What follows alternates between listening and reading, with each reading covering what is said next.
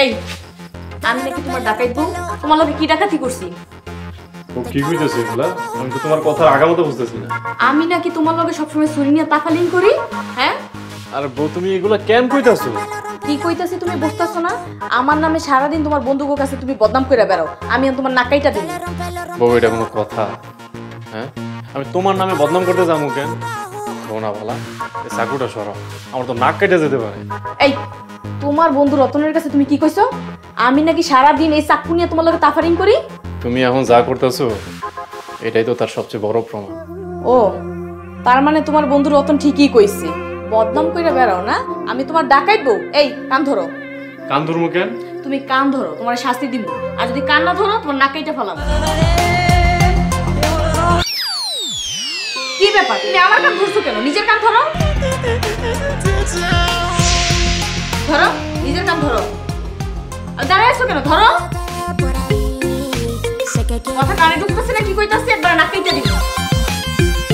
এবার উঠবস করো, একসাথে উঠবস করবা। ওরে বাবা রে, এইটা তো একটা ঢাকাইত বউ। আমার সব পোলাটারে চাকুর ভয় দেখায় কান ধরাইতাছে। সি সি সি সি সি। বস করো।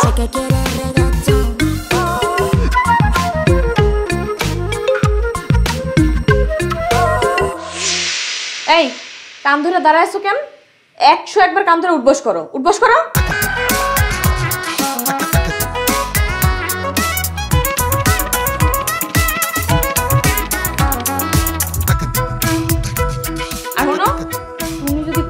আর আমার নামে কারো কাছে বদনাম করো তাহলে এর থেকেও কঠিন শাস্তি দিবে।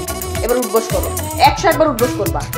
এই ডাকাইত বউ আমার পোলারে কান ধরে উঠবস করাইতাছে, অথচ আমার পোলায় চাকুর ভয় কিছুই করতে পারতেছে না। এমন একটা দরজায় ঠুক্কা দিই না বাবা, থাক।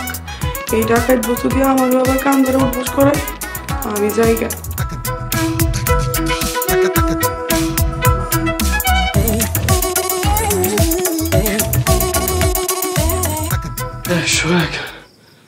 বউ এই 101 বার উঠবস কইরা আমি খুব ক্লান্ত হয়ে গেছি, আমার খুব ঘুম পাইতেছে, আমি ঘুমাই।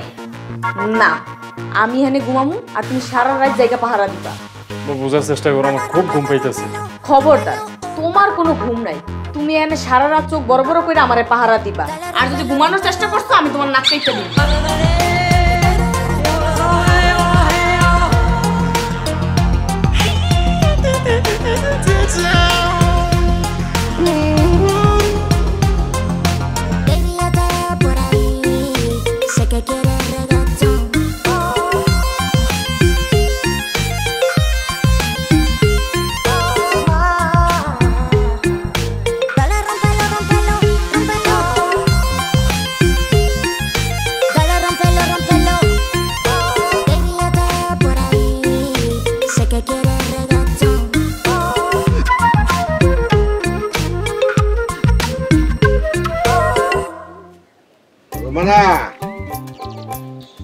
মারু মানা কই রে মা?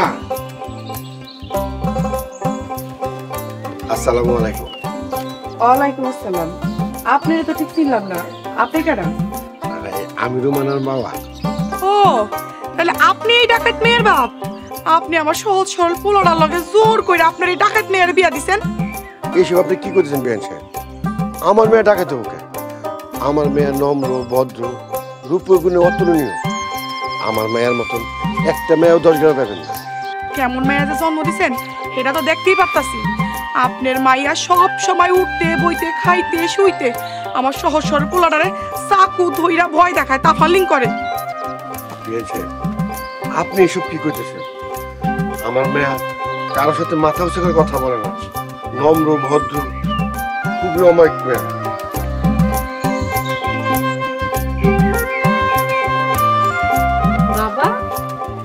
বাবা তুমি কেমন আছো? এতক্ষণ তো ভালোই আছিলাম বাবা, কিন্তু তোর শাশুড়ির মুখে যা শুনলাম কেমনে ভালো থাকছি? তুই নাকি সবসময় চাকু নিয়ে জামাই বাবাজির লোকে তাফালিং করস। বাবা তোমার কি তাই মনে হয়? তোমার জামাই তোমার লগেই আছে, তোমার জামাইরে জিগাও। জামাই বাবাজি, আমার মেয়ে নাকি তোমার সাথে সবসময় চাকু নিয়ে তাফালিং করে, কথাটা কি সত্য? না না বাবা, আপনার মেয়ে চাকু নিয়ে আমার সাথে কোনো তাফালিং করে নাই। বিয়ান সাহেব, চাঁদের গায়ে কলঙ্ক থাকতে পারে, আমার মেয়ের গায়ে কোনো কলঙ্ক নেই। শুনলেন তো নিজের কানে আপনার পোলার মুখের কথা। আচ্ছা ঠিক আছে, আমি আপনার কথা মাইনা নিলাম। আপনার মাইয়া রূপে গুণে অতি ভদ্র, তাহলে আপনার মাইয়ারে আমারই সহজ সরল পোলাটা লাগে জোর করে কেন বিয়ে দিছেন? আসলে বিয়ান সাহেব, আপনার ছেলের সাথে আমার মেয়ের কেন বিয়েছি শুনবেন? আমার গ্রামের চেয়ারম্যানের চামচা মিন্টু আমার মেয়ের বিয়ে করে তার দ্বিতীয় স্ত্রী বানাতে চেয়েছিল। ওই মিন্টু চামচার সাথে আমার মেয়ের বিয়ে হলে আমার মেয়ে কোনোদিন সুখী হতো না। সেদিন বাড়িতে এসে দেখি আপনার পোলা আমার বাড়িতে পানি খাইতে এসে। আপনার পোলারে দেখে আমার বেশ পছন্দ হয়েছে, তাই আমার মেয়ের সুখের কথা চিন্তা করে জামাই বাবাদের সাথে আমার মেয়েরে জোর করে বিয়ে দিতে। আমি জানি আপনার ইচ্ছার বিরুদ্ধে আপনার পোলার সাথে আমার মেয়েটা বিয়ে দেওয়া আমার খুব অন্যায় হয়ে গেছে। আমার আপনার মাফ করে দিন। সি সি বিআই সাহেব, আপনি এরকম করে মাপ চাই আমার করে ছোট করেন না। আমি এখন সব বুঝতে পারছি। আপনার মাইয়ারে এই বাড়ির বউ হিসেবে মাইনা নিতে আমার কোনো আপত্তি নাই। বৌমা, তোমার বাপের হাত থেকে মিষ্টির প্যাকেটটা নাও। আর বিআই সাহেব, আপনি কিন্তু না খাই আজকে যাইতে পারবেন না। আহো ঘরে আহো। চল মা, দাও এটা আমার কাছে। বিয়ান সাহেব আসুন।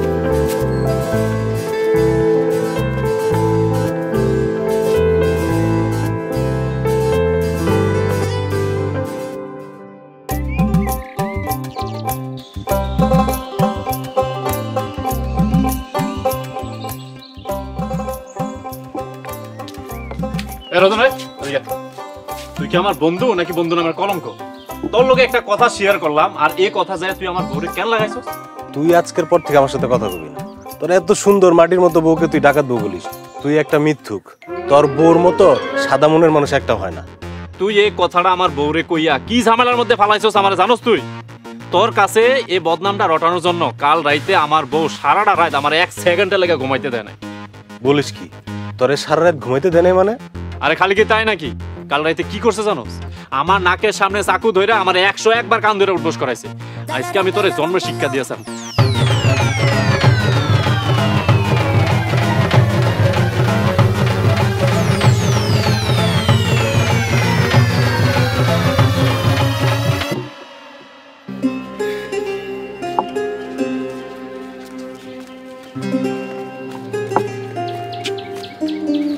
মারবো না, তোর একটা কথা বলি।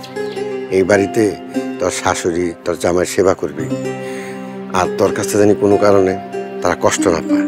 আচ্ছা ঠিক আছে বাবা, আমি তাকে সবসময় খেয়াল রাখবো, সেবা যত্ন করবো। তারা আমার কাছ থেকে কোনো কষ্ট পাইব না। বেআইন সাহেব, আমার এই মেয়েটা খুব আদরের, খুব যত্নের, খুব ভালোবাসি মেয়েটারে। আপনাদের কাছে রেখে গেলাম, এই আপনাদের কাছ থেকে জানি কোনো কষ্ট না পায়। আপনি কোনো চিন্তা করেন না বিআই সাহেব। আপনার মাইয়া এই বাড়িতে বৌমা হিসাবে না, সারা জীবন আমার মাইয়া হিসাবে থাকবো। বেআইন সাহেব, আপনার কথা শুনে খুশি হলাম, খুব শান্তি পেলাম। তাহলে এখন আসি। বাবা, আর একটা দিন থেকে গেলে হইতো না? না রে মা, তুই তো জানোস ফাঁকা বাড়ি, এই বাড়িতে আমি ছাড়া তো আর কেউ নাই। তাহলে আসি রে মা, আসি বেআইন সাহেব। আচ্ছা ঠিক আছে বিআই সাহেব, আবার আইসেন। বৌমা, তোমার কাছে আমার একটাই চাওয়া, এই বাড়িতে আমি একটা নাতি নাতনির মুখ দেখতে চাই। মা, নাতি নাতির মুখ দেখবেন কেমনি? আরে বৌমা, বুঝলা না? তোমরা তাড়াতাড়ি বাচ্চা কাচ্চা নিবা। মা, আমার কি বাচ্চা কাচ্চা নিতেই হইব? হব মা, তুমি আমার এই সুন্দর ফুটফুটে একটা নাতি নাতনি দিবা। আমি সারা দিন আমার নাতি নাতনি নিয়ে খেলবো, এই একটাই চাওয়া তোমার কাছে আমার।